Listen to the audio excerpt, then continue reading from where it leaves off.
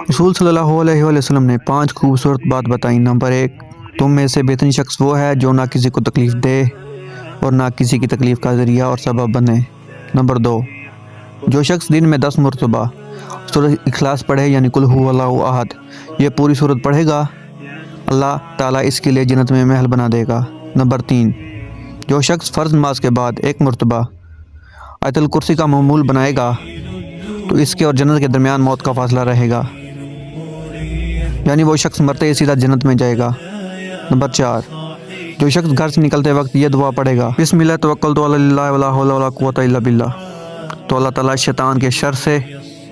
اس کی حفاظت فرما دیتا ہے، اور جس کام کے لیے وہ نکلا ہو اللہ تعالیٰ اس کام میں آسانی فرما دیتا ہے۔ نمبر 5، رسول اللہ صلی اللہ علیہ وسلم نے فرمایا، وہ شخص ہرا بھرا رہے، ہنستا کھیلتا رہے، جو شخص میری حدیث کو سنے اور اس کو محفوظ رکھے اور اس کو